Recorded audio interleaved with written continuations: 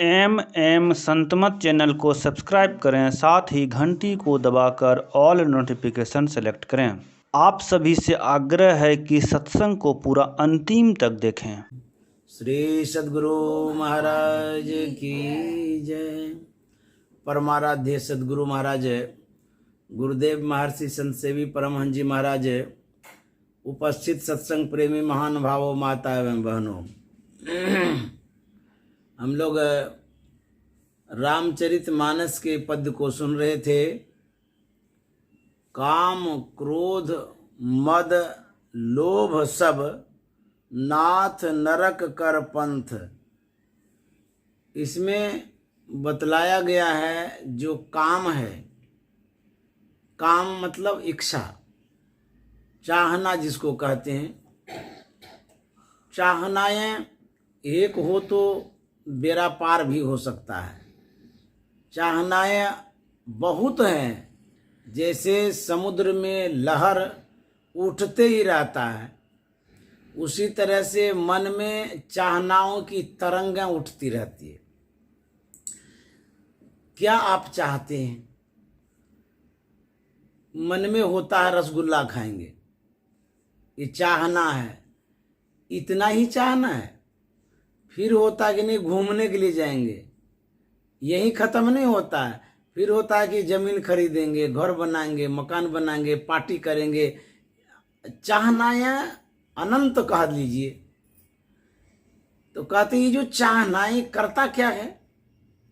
जैसे मान लिया जाए आपको ट्रेडमिल पर कहें दौड़ने के लिए, अनवरत कहेंगे दौड़ने के लिए, तब क्या होगा? थक जाएंगे, परेशान हो जाएंगे, गिर जाएंगे आप। उसकी भी तो एक समय सीमा है। आपके शरीर में जो बल है, जितनी ऊर्जा है, उसी हिसाब से दौड़िएगा। दौड़ते रहिए, सीमा से बाहर धड़ाम से गिर जाइएगा। उसी तरह से मन में चाहनाएं उठती है। आपके मन में कितना लोड ले सकता है चाहना का, एक उसमें भी तो कोई सीमा हो सकती है। इसको कामों में इतना दौड़ाते हैं। एक काम रहे तो रहे, घर का काम, मित्र का काम, फैक्ट्री का काम, सैकड़ों काम में इसको दौड़ाते रहते हैं। चाहना के कारण दौड़ाते हैं ना। जब मन को इतना वर्क देंगे, लोड देंगे, तब क्या होगा? इसको टेंशन भी बोलते हैं लोग। मन में टेंशन का मतलब होता है कि जितना वर्क मन को आप दे रहे हैं, लोड नहीं ले रहा, इसी को टेंशन कहते हैं। ये लोड संभाल ही नहीं पा रहा है, तब क्या होता है? तब आपके मस्तिष्क में विकृतियां फैलनी शुरू हो जाती है। क्या होता है? कहते माथा खराब हो गया हमारा, हमको तो कुछ समझ में ही नहीं आता, हम करें तो करें क्या। वहां जो मन के साथ बुद्धि है, वो बुद्धि काम नहीं कर रही है, इसलिए मन आपका कमजोर हो गया ना। मन तरंगित होते रहता है। कबीर साहब ने लिखा है, समुद्र लहर तो थोरिया, मन लहरे घनिया, केतिक आय समय है, केतिक जाए बिसरा। समुद्र में लहरें उठती रहती है, लेकिन मन में जो लहर उठता है, कहते हैं कि घनिया। घनिया मतलब घना, बहुत लहर। इस लहर में होता क्या है? जैसे समुद्र के लहर में कोई पड़ जाए, डूबना तय है। क्यों?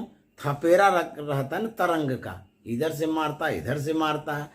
तैरने नहीं आता तो चट से डूब जाएंगे, मर जाएंगे उसमें। या तैरने आता है तो आपको बहुत परेशानी होगी उसमें, थपेरा में। तैर तो रहे हैं, लेकिन परेशानी पर परेशानी हो रही, लगता है कि अब दम घुट जाएगा। उसी तरह से जब मन में तरंग उठती है, मन जब तरंगित होता है चाहना के कारण, तो ये भी मतलब फेल होना शुरू हो जाता है। आपका मन काम नहीं करेगा, वीकनेस हो जाएगा, कमजोरी हो जाएगी, सुस्ती हो जाएगी, सोना चाहेंगे, बेड रेस्ट लेना चाहेंगे। तो मन में जो क्षमता है, कैपेसिटी है, उससे ज़्यादा आप इसको तरंगित कर देते हैं। लहर, जैसे उंगली यदि दब जाए तो उसमें लहर उठती है। पेन दर्द को कहते हैं लहर। आग में उंगली चली जाए तो लहर उठता है, फुंसी हो जाए तो लहर उठता है। लहर आग का प्रतीक है। कहीं भी लहर शब्द है, उसमें कहीं न कहीं किसी न किसी रूप में अग्नि है। अग्नि का वहाँ वास है लहड़ के पास, तो अग्नि का काम है जलाने का। जब हमारी उंगली चप जाती है तो वहाँ अग्नि उत्पन्न हो जाती भीतर से, वो अग्नि हमें दर्द पेन उत्पन्न कर देता है। मन में जब लहर उठती है वो क्या करता है, मन में जब लहर उठता है तो व्यक्ति को जलाता है। ये लहर है, ये तरंग लहर है, व्यक्ति को जलाता है। तो व्यक्ति को क्या जलाता है, कहते पहले बुद्धि को जलाता है। ये सबसे पहले अटैक करता है बुद्धि पर। मान लिया आप आग में गिर गए, तो जो भाग पहले गिरेगा वही नहीं जलेगा, उसी को प्रभावित करेगा। ठीक उसी तरह से मन में जैसे ही लहर उत्पन्न होता है, सबसे पहले अटैक करता है ये बुद्धि पर, डैमेज कर देता है, प्रभावित कर देता है। बुद्धि में वीकनेस आ जाता है, कमजोरी आ जाती है। जिसकी बुद्धि ही कमजोर हो जाए तो बुझिए तो उसकी क्या दुर्दशा होगी। बुद्धि से ही तो हम खड़े हैं, घूम रहे हैं, खा रहे हैं, बोल रहे हैं, बात कर रहे हैं। अब बुद्धि ही डैमेज हो जाए तो कहना ही क्या है। तो मन जितना तरंगित होगा, जितना मन को वर्क देंगे, इसमें उतनी आग उत्पन्न हो जाएगी, टेंशन हो जाएगा, माथा गर्म हो जाएगा, ब्लड प्रेशर हो जाएगा। जनरेटर आपके पास है, उसको जब स्टार्ट करते हैं 1 घंटा चलाते हैं तो आप जाकर के जनरेटर का जो मुंह है ना, अगला भाग, वहाँ जाके देखिए आग जैसा फेंकता है। आगे वाला जहाँ धुआं नहीं फेंकता है वहाँ जाके देखिएगा ना, आग निकल रहा है। 2 घंटा हो जाएगा तो और आग हो जाएगा, 3 घंटा और आग जैसा होगा, मशीन गर्म हो जाता है। उसी तरह से हर वक्त इसको यदि काम में लगाएंगे, सुबह से लेकर शाम तक काम लेते हैं मन से, रात में भी 10-11 बजे तक, 12 बजे तक काम लेते हैं। आखिर ये कोई मशीन तो है नहीं, मशीन भी गर्म हो जाता है, खराब हो जाता है। इस मन को इतना काम लेते हैं, इसमें ऊर्जा कहाँ देते हैं आप? काम तो लेते हैं, शक्ति कहाँ देते हैं? इसको शक्ति कहाँ से मिलेगा? मन को मानसिक शक्ति मिलती है अध्यात्म से। मानसिक ऊर्जा जो है ना सत्संग से मिलता है। मानसिक बल मिलता है ध्यान से। आप ध्यान भी नहीं करेंगे, सत्संग भी नहीं करेंगे, अध्यात्म से जुड़े भी नहीं रहेंगे और इतना वर्क करेंगे, वही आदमी क्या करता है? शराब पीता है। क्यों? अनबैलेंस हो गया उसका मन, काम ही नहीं करता है। तो शराब पीने से क्या होता है? क्या वो होशियार आदमी हो जाता है? वो शरीर को सुस्त कर देता है, डैमेज कर देता है। अपना घोलते रहिए, बुद्धि खराब हो जाती है उसमें। तो बहुत लोग कहते हैं कि हम जो है ना बहुत टेंशन में है, अब क्या करेंगे, पी लेते हैं। ये कोई जीना है? पीना और जीना, इस तरह से जीना वो नरक जैसा है। तो कहते हैं कि इस मन को ऊर्जा भी तो दीजिए, खुराक दीजिए, खाना दीजिए ना। सत्संग और भजन से क्या मन उत्प्रेरित होता है, मन विकसित होता है, मन में ऊर्जा आ जाता है। सत्संग करने से, सत्संग करने से मन में ऊर्जा आता है, शक्ति आती है। तो कहते हैं ये जो मन तरंगित होता है, लहर जो उत्पन्न होते रहता है, इसमें गति भी बहुत है। इसको कहते हैं रोको। तो संत महात्मा कहते हैं बिनु संतोष न काम न साही, काम अछत सुख सपने हो नाही। यहाँ पर स्टेप लेने के लिए कहते हैं क्या? कहते मन में संतोष रखिए। संतोष एक सुन करके रख सकते हैं आप, लेकिन मन को सिर्फ सुना करके संतोष लाएंगे, इसमें नहीं हो सकता, साधना करनी पड़ेगी। क्यों? मन जड़ है, अज्ञान अवस्था में है। उसको खाली सत्संग सुना देंगे तो इसी से वो समझ जाएगा? नहीं समझेगा। हम भी तो सत्संग करते भी हैं या कराते भी हैं। हमारा मन कहाँ समझ गया है? हमारा मन तब समझेगा जब हम साधना करेंगे, साधना की उच्च अवस्था को प्राप्त करेंगे, ऊपरी गति जब होगी। लेकिन संत महात्मा कहते इसको संतोष दिलाइए। एक समझदारी आती है सत्संग सुनने से या किताब पढ़ने से कि नहीं ये बात ठीक है कहते हैं, मन में संतोष रखना चाहिए। लेकिन इसमें दृढ़ता, परिपक्वता, मजबूती कब आएगी? जब साधना करेंगे। क्यों? जिस स्तर पर ये मन है उस स्तर से जब तक इसको ऊपर नहीं उठाएंगे तब तक इसमें दृढ़ता नहीं आएगी, मजबूती नहीं आएगी। ये मन अंधकार मंडल में है, अज्ञान अवस्था में है। तो यहाँ जो समझाते हैं ये अज्ञानता वाली ही बात है, अंधकार वाली ही बात है, भौतिक बात है। तो जब तक इसको उठा के नहीं ले जाएंगे तब तक इसमें कैसे बदलाव आ सकता है? तो कहता है संतोष रखना चाहिए मन में, लेकिन सुनना भी जरूरी है। जब तक आप सुनेंगे नहीं, समझेंगे क्या? और समझेंगे ही नहीं तो करेंगे क्या? जब करबे नहीं करेंगे तो होगा क्या? ये प्रथम जो है सत्संग, जिसको हम लोग अभी सुन रहे हैं, परम जरूरी है। जो जुड़े हुए हैं वो तो सत्संग करते ही हैं, जो सत्संग नाम को जानते भी नहीं हैं उसका मन कैसा होगा, क्या होगा, सो देखिए। तो कहता सबसे पहले सुनना जरूरी है। सत्संग में आकर के सुनिए तो कहते इस मन को संतोष दिलाइए कि जो परमात्मा ने दिया है, जितना दिया है वो परमात्मा की कृपा से बहुत है। जो देंगे वो ठीक ही है। अधीर नहीं होना है, घबराना नहीं है, धैर्य रखना है, संतोष इस नाम का। मेरे पास जो कपड़ा है ठीक है, इतना में हम काम चला लेंगे। एक एक आदमी होता है, नहीं एक कपड़ा से क्या होगा, 17 को खरीद लेंगे, उसको संतोष नहीं मन में।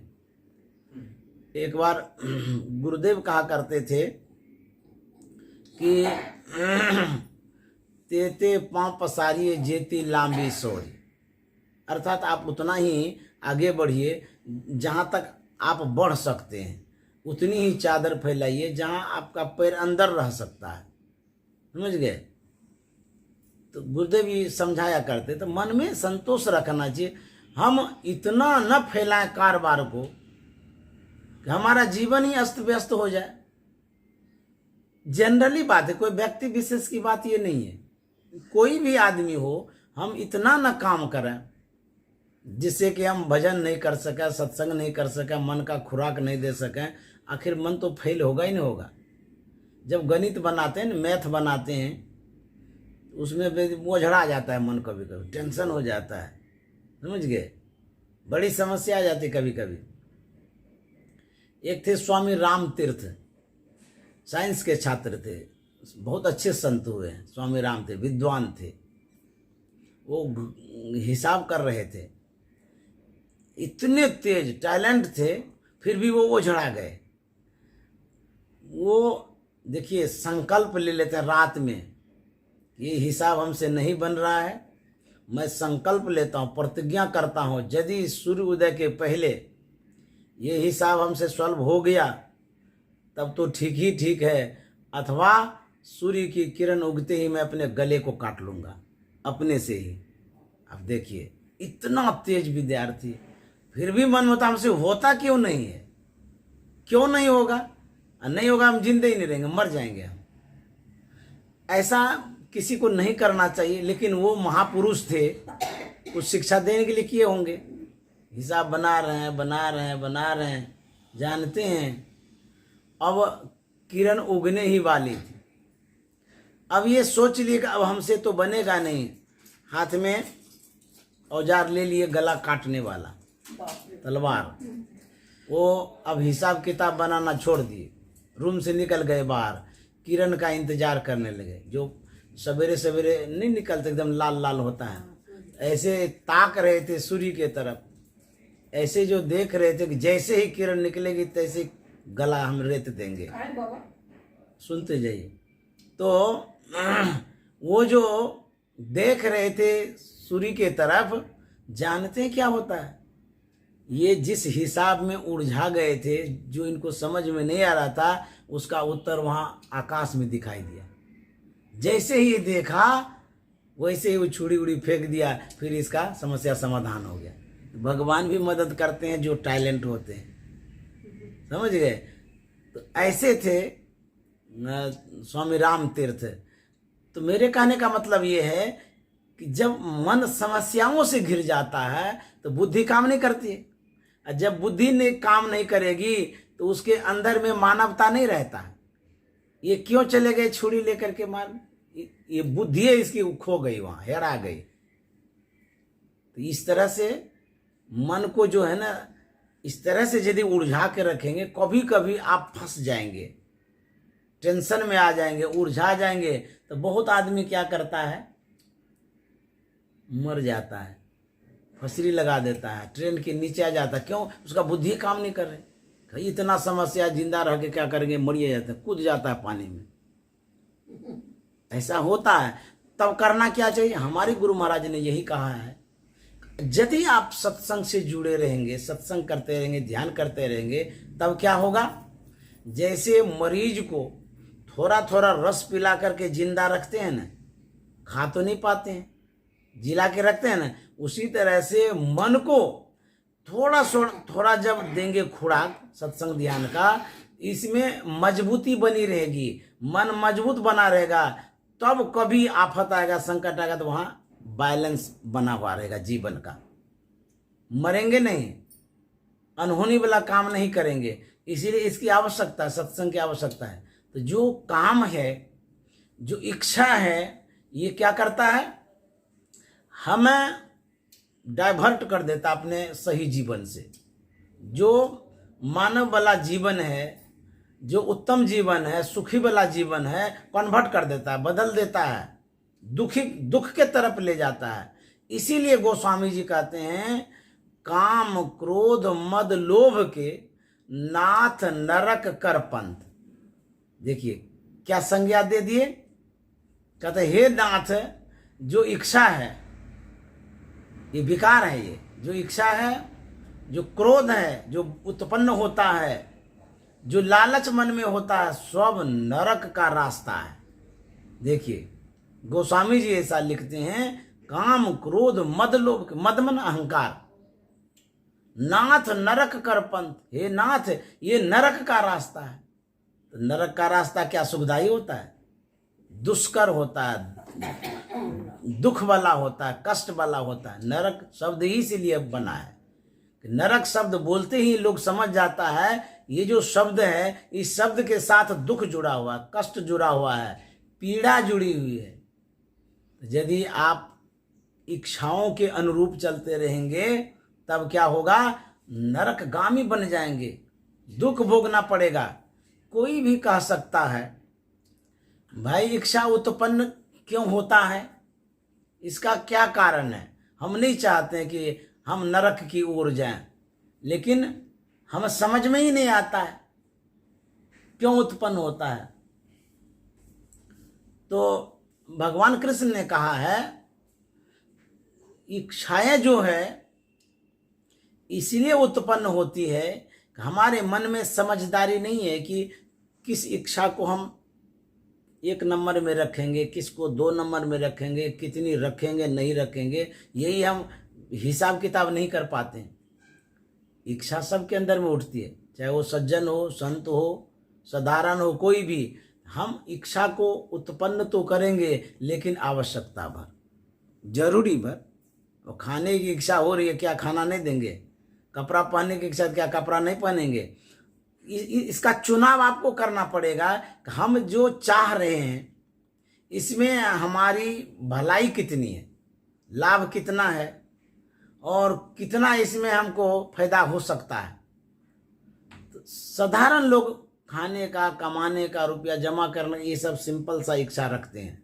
लेकिन बहुत ऐसे भी आदमी होते हैं, अनर्गल इच्छाएं उत्पन्न करते रहते। जैसे चोर है, गला घोटने की इच्छा हो गई, चोरी करने की इच्छा हो गई, सताने की इच्छा हो गई, आपको नीचा गिराने की इच्छा हो गई, यहाँ ये आगे बढ़ रहा है, इसको गिराओ। कोई न कोई षड्यंत्र, ये कोई इच्छा है। इस इच्छा में आपकी अच्छी इच्छा नहीं है, बुरा वाला इच्छा है। तो कहते ये जो इच्छा है, इसको दबाओ। तो जो इच्छाएं हैं, कामना इच्छा, जो कामना है, तो कामना की आपूर्ति जब नहीं होती है, आपकी इच्छा हो गई 1 गिलास पानी हमको चाहिए, देने में देर हो गई, आप चाह रहे हैं कि तुरंत पानी हमको मिलना चाहिए, देर जो हो गई, तो इच्छाओं की आपूर्ति में जब व्यवधान उत्पन्न होता है, तब क्या होता है? हाँ, तब क्रोध उत्पन्न होता है। देखिए यहाँ जड़ है, इच्छा ही जड़ है। उसकी आपूर्ति में, आपूर्ति तो ठीक है, कोई बात नहीं है, आगे पीछे होता है, समझदारी भी रखनी पड़ेगी। तो कहते हैं इच्छा की आपूर्ति में जब व्यवधान उत्पन्न होता है, तब होता है क्रोध। अब क्रोध क्या खाता है? क्रोध का भोजन क्या है? हम लोग रोटी खाते हैं, गाय घास खाती है, बैल भूसा खाता है। तो हम लोग ये सब खाना, रोटी भात सत्तू खाते हैं। अब क्रोध जानते हैं बुद्धि को खाता है, समझ गए? बुद्धि को, उसका खुराके बुद्धि है। जब उसका प्रश्रय प्रश्रय देंगे क्रोध का, वो बुद्धि पर अटैक करता है, पहले बुद्धि खाएगा। तो जब बुद्धि आपकी शेष हो जाएगी फिर आपके अंदर में मानवता रहेगी। बुद्धि से तो आप सत्संग में आए हैं, बात करते हैं। बुद्धिहीन व्यक्ति नहीं आ सकता सत्संग में, अच्छी बात नहीं कर सकता, गाली गलौज करेगा या जो मन होगा सो करेगा। तो क्रोध उत्पन्न होगा तो बुद्धि शेष होगी। यदि बुद्धि को शेष होने नहीं देना चाहते हैं तो अध्यात्म से जुड़े रहिए, सत्संग करते रहिए, ध्यान करते रहिए। क्यों? बुद्धि उसमें उत्पन्न भी होती है।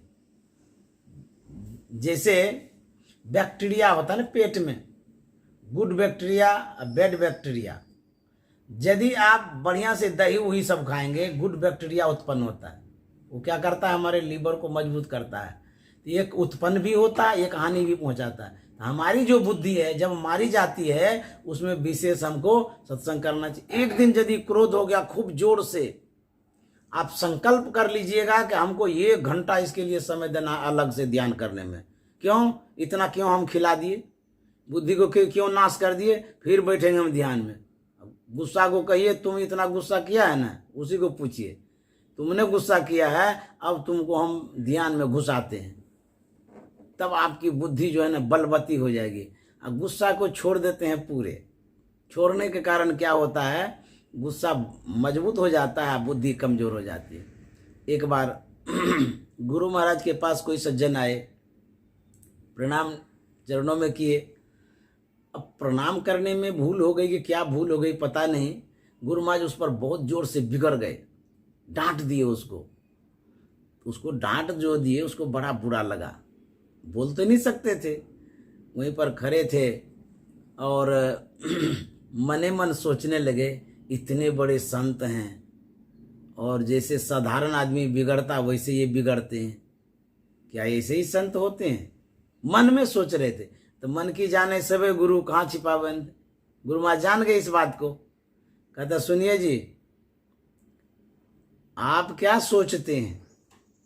मैंने जो गुस्सा किया, मेरा गुस्सा ना था हुआ बैल के समान होता है। नाक में रस्सा नहीं लगाते हैं सूतरी, ना था हुआ बैल के समान होता है। और आप लोगों का जो गुस्सा है छुट्टा बैल के समान, सांड के जैसा होता है, जहाँ नहीं जाने का वहाँ चला जाता है। और हम लोगों का जो गुस्सा होता है कल्याण के लिए होता है, जहाँ तक जाने देना है वहाँ तक जाने देते हैं, फिर लौटा लेते हैं। तो गुरु महाराज कहते थे हम लोगों का गुस्सा कंट्रोल में है, हमारे कब्जे में गुस्सा है, और आप लोगों का जो गुस्सा है गुस्से के कब्जे में आप हैं। तो गुस्सा क्या करता है? बुद्धि को समाप्त कर। एक व्यक्ति था, आपसी विवाद था एक बित्ता जगह का। जानते हैं क्या हुआ?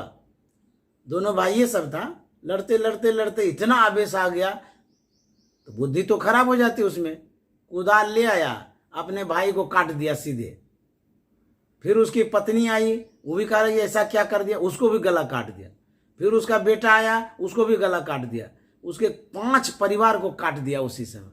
देखिए इतनी सी जमीन, एक बित्ता जमीन, इतनी समझदारी नहीं कि जमीन का विशेष कीमत है कि जान का विशेष कीमत है। संत मत जो शिक्षा देता है ये क्या करता है? जैसे खूब गर्मी हो और बरसात हो जाए तो देखिए कितना अच्छा लगेगा, शीतल लगेगा ना।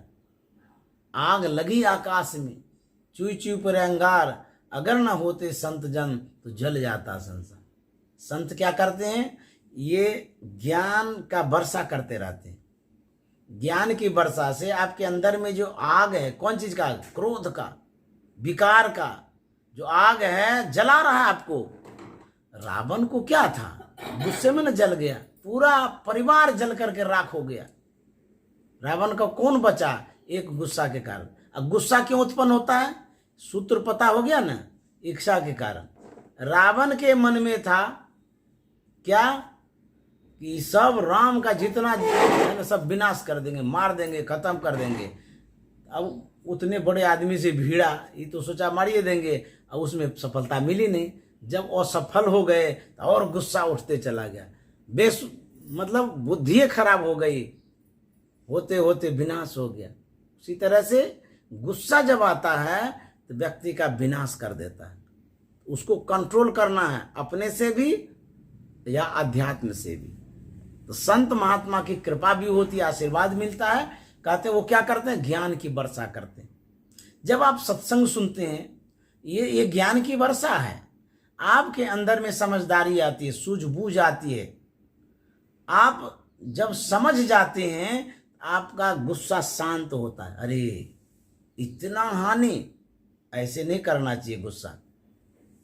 नाथनगर की एक महिला, ये जो व्यक्त बाबू हैं, इससे वो छोटा लड़का था, उसको लेकर के कुप्पा घाट पहुंची। गुरुदेव बैठे थे, महर्षि संत सेवी जी महाराज, मैं भी सेवा में था।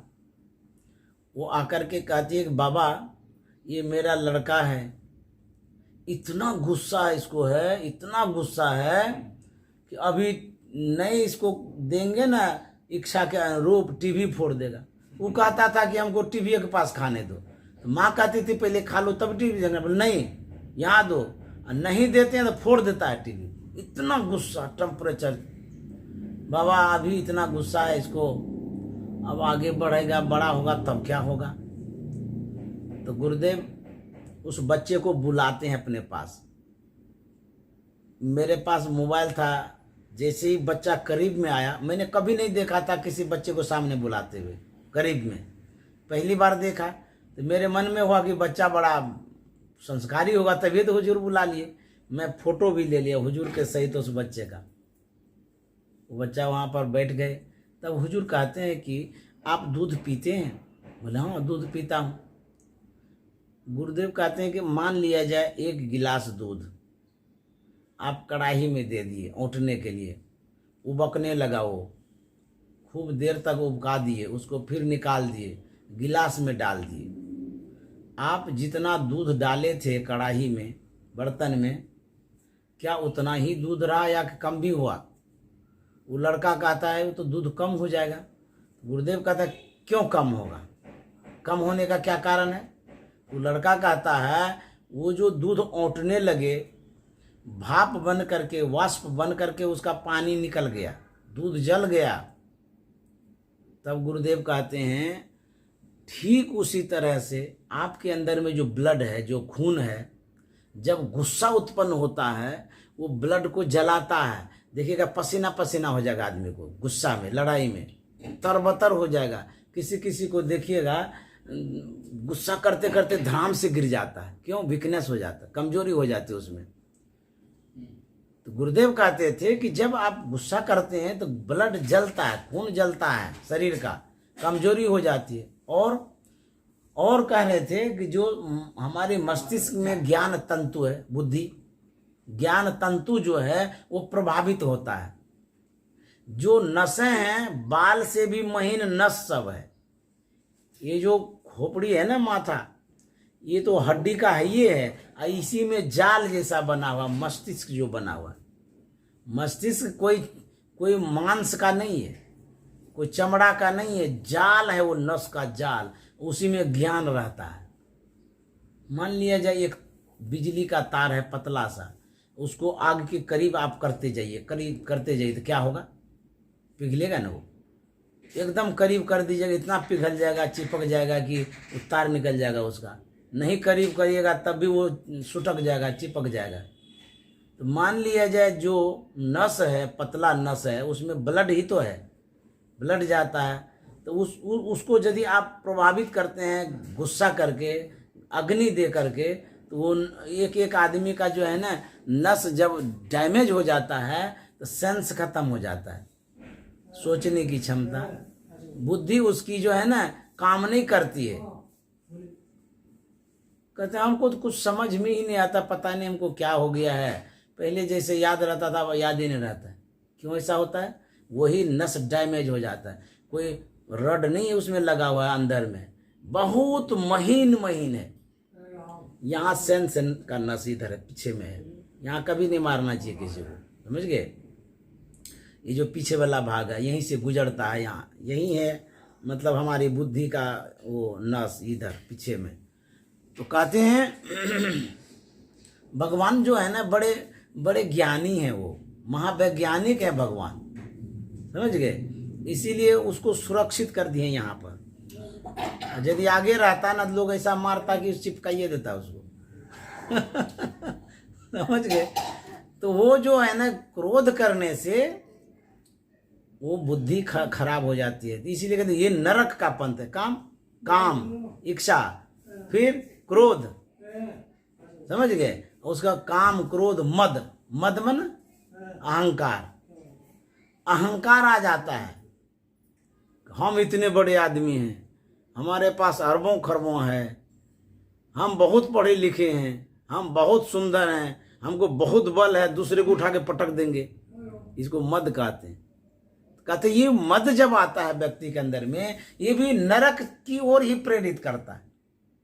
रावण को एक मद नहीं होता है, कई तरह का मद होता है। मद तो बहुतक भांति का, ताई न जाने कोई। कबीर साहब कहते हैं लोग जानते ही नहीं कितना मद होता है। विद्या मद, गुनहु मद, राज मद, उन्मद, इतने मद को रद्द करे तब पावे अनहद। ये अहंकार है। हमको बहुत संपत्ति है, बहुत परिवार हमारा है, हमको हवाई जहाज बहुत है, हम अमेरिका घूमते रहते हैं, ये मद है। तो कहते जो मद है, वो मद क्या करता है? हमको सतपथ से गिरा देता है। मद माने मैंपन। जब आप कहेंगे मैं बहुत शक्तिशाली हूं, तो इसका मतलब आप ही शक्तिशाली हैं और कोई शक्तिशाली नहीं है। जो परम बहु परमात्मा है उसका तो पोजीशन ही नहीं रहा आपके सामने, कुछ बुझते ही नहीं आप ही सब कुछ है। तो मैं जब आता है, मैं कभी नहीं आना चाहिए मन में, मैं ये करता हूँ, मैं वो करता हूँ, कुछ नहीं। मैं नहीं करता हूँ, आप लोग करते हैं, सब कोई मिल के करते हैं। मैं घर को चलाने वाला कौन होता हूँ? सब मिल करके चलाते हैं। तो जब मैं हट जाएगा, मैं के बाद आता है समूह। पर्सनल, जब व्यक्ति अपने ऊपर कुछ भी ले लेता है ना, वो फेल हो जाता है। अपने पर नहीं लेना चाहिए, कहीं न कहीं एक जगह इष्ट को रखना चाहिए। नहीं, ये गुरु महाराज की कृपा से होता है, भगवान की कृपा से होता है। जानते हैं इससे क्या होता है? आपको बल मिलता है, आपको सपोर्ट मिलता है।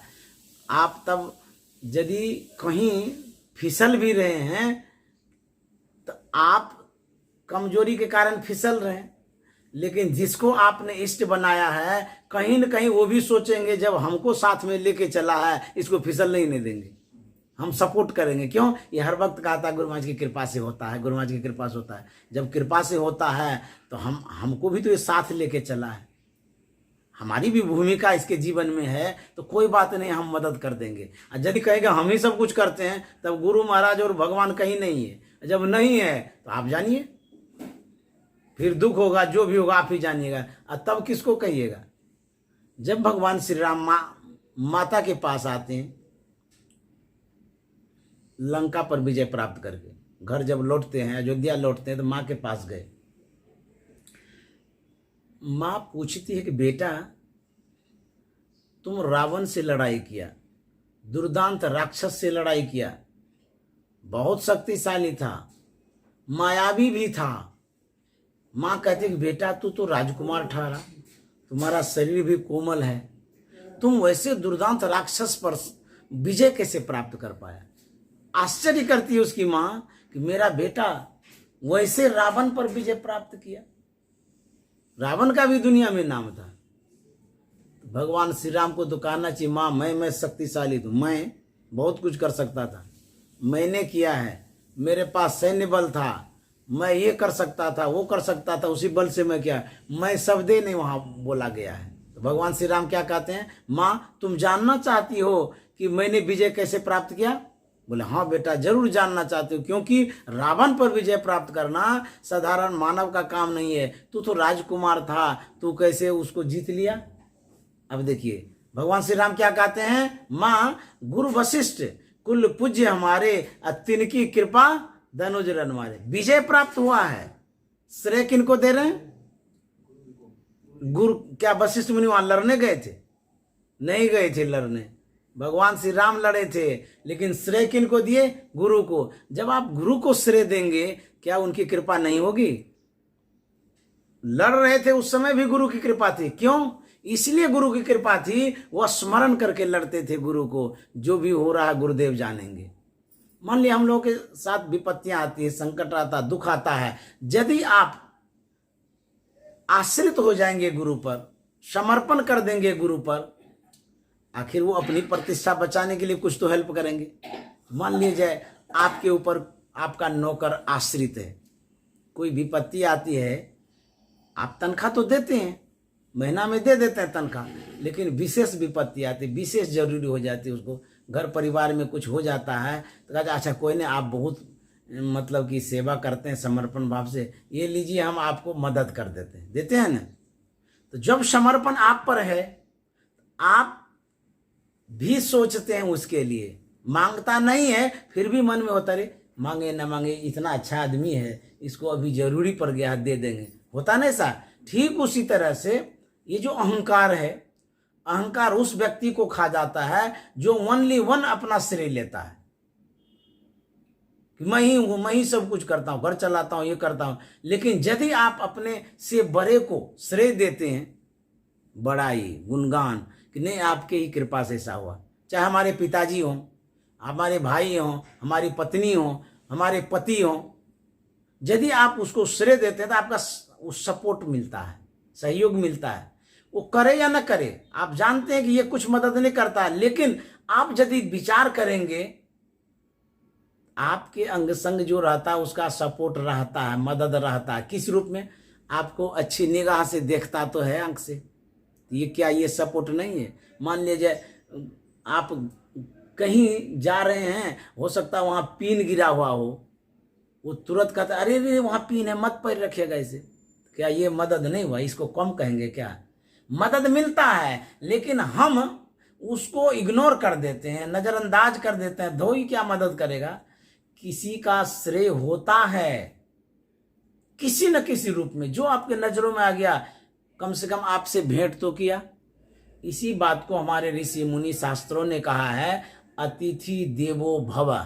सिर्फ आया हुआ है आपके घर पर, लेकिन उसको हम देवता बना लिए। क्यों? इसलिए वो क्या उपकार करेंगे नहीं करेंगे हम नहीं जानते। वो संत हैं कि भगवान है कि महापुरुष हैं, कौन है हम नहीं जानते, लेकिन यदि अतिथि को देवता हम मानते हैं तो जरूर सपोर्ट मिलेगा। श्रेय ओनली वन रखिए, यही कहने का मतलब है, तब अहंकार से दूर होंगे। रावण क्या करता था? लाख कोशिश किया उसको, विभीषण समझाता था ऐसा मत करिए, समझता ही नहीं था। उसको कितना भी कहा गया, विभीषण का बात नहीं माना, माँ के बात को नहीं माना। उसके बाद ससुर जी भी समझाए थे उनको, उसकी जो धर्म पत्नी थी वो भी समझाई थी। समझता था हमारा समझ ये सब क्या है, यही मत है। अरे भाई कोई समझा रहा है तो समझना चाहिए, बात मानना चाहिए। किसी का बात नहीं माना, रावण एकदम अडिग रह गया अंतिम तक। क्या हुआ उसका परिणाम? विनाश हुआ ना। वही अहंकार करता है। आप श्रेय मत लीजिए अपने ऊपर, सब श्रेय दे दीजिए दूसरे को। देखिए कैसे वो मदद करता है। हम शक्तिशाली हैं, हम जानते हैं इस बात को, लेकिन फिर भी उसमें सहभागिता होनी चाहिए। किसकी? आपके संग जो रहते हैं, साथ जो रहते हैं, जो मदद करते हैं। जैसे मान लीजिए आपका एक फैक्ट्री है, आपका मतलब आपका नहीं, मतलब जनरली बात कर रहे हैं। मान लीजिए आपका एक फैक्ट्री है, जिस फैक्ट्री में सैकड़ों हजारों लेबर काम कर रहा है। आप उस पैसे से राजा बन गए हैं, बहुत पैसे वाले हो गए हैं। जानते हैं, उस मद में मत चूर होइए, उसको श्रेय दीजिए। देखिए आप लोग इतना मेहनत करते हैं, इसी मेहनत का परिणाम है आज हम लोग इस बल पर जीते हैं, खाते हैं, परिवार चलता है। आप लोग हमारे सपोर्टर हैं, सहयोगी हैं। बात क्या झूठ है? सही है कि नहीं है? जरूर बेचारा मन से सेवा करता है। भले आप तनख्वाह देते हैं, यदि उस तनख्वाह देने के बाद भी उनके अंदर में मन नहीं हो, श्रद्धा नहीं हो, भक्ति नहीं हो, सेवा भावना नहीं हो, कहीं न कहीं है, तब ये जाके आपका काम कर देता है। नहीं तो उल्टा पुल्टा कर देगा, लाखों का घाटा कर देगा। श्रेय है ना उसका, उसको भी श्रेय दीजिए, प्यार दीजिए, प्रेम दीजिए, सम्मान दीजिए। तब क्या होगा? उस समझेगा बाप रे इतना हमको मानता है, नहीं कहीं क्षति होने नहीं देंगे, हम करेंगे राजा बाबू का काम। एकदम करेंगे, चाहे हमको पैसा दे कि नहीं दे, लेकिन उनका प्यार हमको मिलता है, सम्मान मिलता है। कितना धन बढ़ेगा आपका। एक शब्द खाली कह देंगे, आपके ही सहयोग से ये सब चलता है, जरूर चलता है। ये कोई झूठी बात नहीं है, जरूर उनके श्रेय से चलता है। आप तनख्वाह देते हैं तो क्या देते हैं? किसी व्यक्ति का यदि काम आप नापेंगे पैसे से तो नहीं नाप सकते हैं। क्यों? परम प्रभु परमात्मा ने अनमोल तन उसको दिया है, उस तन को आपके काम में लगाया है, उसका कीमत दे सकते हैं आप? नहीं दे सकते हैं। उसको यदि आप श्रेय देते हैं तो सपोर्ट उसका मिलेगा। ऐसा करना चाहिए, तब अहंकार आपके मन में नहीं होगा। नहीं तो हमारे पास तो बहुत एगो लेबर चल ले जाएगा तो क्या हो जाएगा, भागो यहां से, निकलो यहां से। नहीं, उसको भी लीजिए आप साथ में। भले तिनका को आप छोटा समझ लीजिए, लेकिन वो भी काम करता है। तलवार और सुई में कितना अंतर, बहुत अंतर है।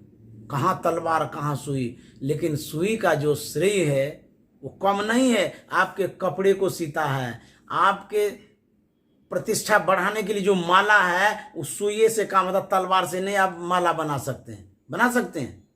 कोई बनाया है तलवार से माला? समझते हैं आप? अच्छा, देखिए कितना अच्छा संस्कार है। छोटा बच्चा है फिर भी सत्संग करता है। हाँ, तो कोई तलवार से माला नहीं बना सकता है, कोई तलवार से कपड़ा नहीं सी सकता है। जो काम सुई का है वो सुई करता है, लेकिन सुई का भी महत्व है। ऐसा न समझना कि तलवार हमारे पास है तो सुई का क्या महत्व, फेंको इसको, नहीं, उसका बहुत महत्व है। समझ गए? उसी तरह से अहंकार से दूर यदि होना चाहते हैं, अपने ऊपर कोई काम का श्रेय मत लीजिए कि हम ही ये सब करते हैं, हमसे ही ऐसा हुआ। नहीं, पत्नी है तो कहना चाहिए कि आपका भी सपोर्ट है, मदद है, आप देखभाल करते हैं बढ़िया से, तभी तो घर चलता है। अब देखिए कितना वो सपोर्ट करेगी, इतना दिल खिल जाएगा, बाप रे बाप, इतना हमको कहते हैं, हम तो जबकि कुछ भी नहीं करते। देखिए परिवार कितना खुशहाल हो जाएगा इससे। आपका फैक्ट्री कितना खुशहाल होगा, जानते हैं? खाली इतना बोल दीजिएगा, आप लोगों के श्रेय से ऐसा हो रहा है, आपके फैक्ट्री में नहीं कुछ तो 2 आना जरूर बढ़ जाएगा पैसा, खाली बोलने से। तो पैसे से खाली पैसा नहीं आता है, प्रेम से भी पैसा आता है। समझ गए? ये नहीं समझना चाहिए कि हम पैसा लगाए हैं इतना इसीलिए पैसा आ रहा है, मजदूर कर रहा है। नहीं, उसके साथ प्रेम, बुद्धि, विवेक सब कुछ लगता है। समझ गए? तो ये मद से दूर होना चाहेंगे तो तब होगा ऐसे, अपने ऊपर श्रेय लेंगे तब। रावण का यही प्रसंग इसमें, अभी जो प्रसंग आया है वही रावण वाला प्रसंग से जुड़ा हुआ है, सुंदरकांड से हम कह रहे हैं। समझ गए? तो यही कहा था, श्रेय अपने ऊपर नहीं लेना चाहिए और दूसरे को भी श्रेय देना चाहिए। इससे क्या होगा, हमको सपोर्ट मिलेगा, सहयोग मिलेगा, मदद मिलेगा, बहुत हेल्प मिलेगा। इसलिए यदि इससे दूर होना चाहते हैं, मद से, अहंकार से, तो दूसरे को भी श्रेय दी, सपोर्ट लीजिए उसे। जैसे हमारे इष्ट हैं, गुरु महाराज हैं, कोई भी काम होता कहते सब गुरु महाराज की कृपा से हो रहा है, उनका सपोर्ट मिल गया। ये सब जितना हो रहा है, ये सब देखते हैं, ये सब जो जितने लेबर हैं इन लोगों से हो रहा है, उनका सपोर्ट मिल गया। 2 ही शब्द तो बोले हैं आप। एक बार हथौड़ा ने चाबी से पूछा, अरे चाबी तू तो पतली है, छोटी सी है, बहुत लोहा कम है तुम्हारे अंदर में, तू बड़े बड़े ताले को आसानी से खोल पाती है, और मेरे पास तो बहुत लोहा है, होता है ना हथौड़ा में, बहुत मजबूत हम हैं, बहुत है हमारे पास लोहा, लेकिन हम छोटे छोटे ताले को भी नहीं खोल पाते हैं, आखिर ऐसा क्यों? तो चाबी कहती है कि मैं ताले के अंतःकरण में घुसती हूँ, जाकर के प्रेम से निवेदन करती हूँ, खुल जाया करता है, और तू ताले के ऊपरी सतह पर प्रहार करता है। तुम्हारे अंदर प्रेम नहीं है, प्रहार है। तुम जबरदस्ती खोलना चाहते हो ताले को, इसीलिए नहीं खुलता है। मैं प्रेम से खोलना चाहती हूँ, वो भी उसके अंतःकरण में घुस करके, इसीलिए खुल जाया करता है। मैं प्रेम से खोलती हूँ, तुम प्रहार से खोलते हो। तुम्हारे पास जो बल है, बल का तुम प्रयोग करते हो, लेकिन मैं विवेक का प्रयोग करती हूं। दोनों बले हैं। बल एक ताकत होता है, विवेक भी ताकत है, लेकिन बल से बढ़ करके विवेक होता है। तुम बल का प्रयोग करते हो, जबरदस्ती खोलना चाहते हो, जबरदस्ती करना चाहते हो, लेकिन मैं विवेक का प्रयोग करती हूं।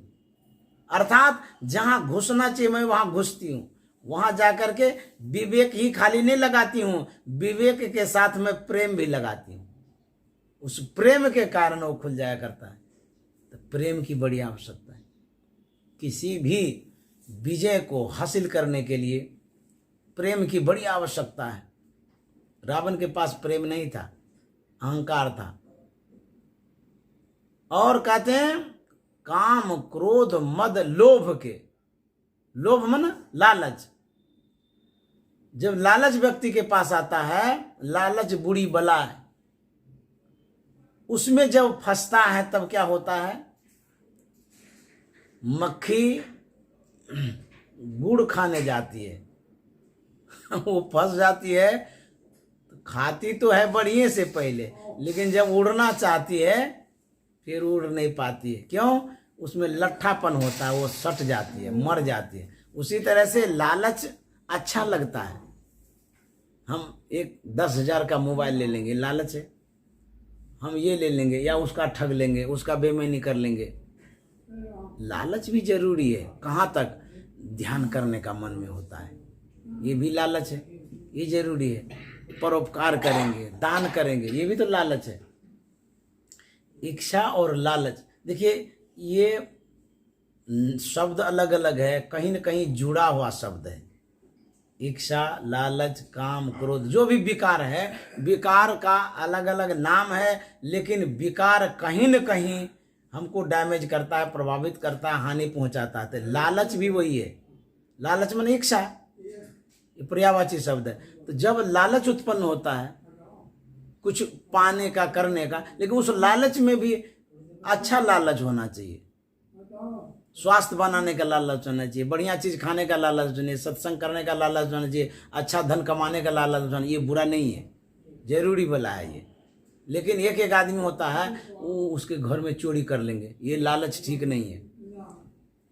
एक गुरुजी थे, गंगा जी के किनारे उनकी कुटिया थी, उनके साथ एक चेला भी था। तो गुरु चेला दोनों रहा करते थे। बाढ़ आ गई, गंगा जी में पानी उफनने लगा। तो जब बाढ़ आती है तो पानी कहाँ कहाँ से आता है कोई ठिकाना नहीं है। गंगा जी में लाश भी, घास भी, फूस फास भी सब बहते रहता है, पानी भी गंदा हो जाता है उस समय। एक दिन एक भालू भसते हुए आ रहा था। चेला लालची था, जब गंगा जी तरफ नजर करता है तो देखा कि कुछ भसते हुए आ रहा है। तो चेला के मन में, देखिए लालची की भावना जैसी होती है, भावना के अनुरूप वस्तु का दर्शन होता है, व्यक्ति का दर्शन होता है। भाव आपका जैसा है, आप पलंग में भी भगवान का दर्शन कर सकते हैं, ईटा में भी भगवान का दर्शन कर सकते हैं, पत्थर में भी भगवान का दर्शन कर सकते हैं, पानी में भी कर सकते हैं। भाव होना चाहिए। उसका भाव था कि कुछ लेंगे, कुछ प्राप्त होगा। कम्बल सोच लिया वो कहता गुरुजी कम्बल भसते हुए आ रहा है। बोला बेवकूफ कहेगा, कम्बल तो पानी में डूब जाएगा, वो भसेगा कैसे? बोले नहीं काला कम्बल है। नहीं रे काला कम्बल नहीं है, कुछ और कुछ होगा। तो कहते हैं कम्बल भसते हुए आ रहा है। बोले नहीं कम्बल नहीं है वो। माना नहीं, बोले गुरुजी आपको हम दिखा देते हैं ला करके, समझे?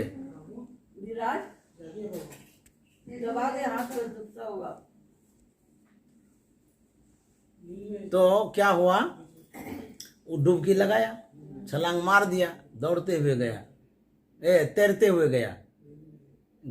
जैसे ही वो पकड़ता है भालू को, अब भालू तो डूबिए रहा था, बाल होता है ना बड़ा बड़ा भालू का, ऐसे ऊपर में बाल दिखता था सब। वो तो डूब ही रहा था, वो सहारा खोज रहा था, भालू उसी पर चढ़ गया। चढ़ा ना, अब इसको डुबाने लगा। बोला गुरुजी कम्बल डुबा रहा है। बोला बेवकूफ कहीं का, कम्बल कहीं डुबाता है भालू डुबाता होगा। बोले नहीं गुरुजी कम्बल डुबा रहा है। उसके बाद क्या हुआ, भालू जो चढ़ा ना उसके ऊपर, राम नाम सत्य हो गया, वही मर गया। तो वही कहते हैं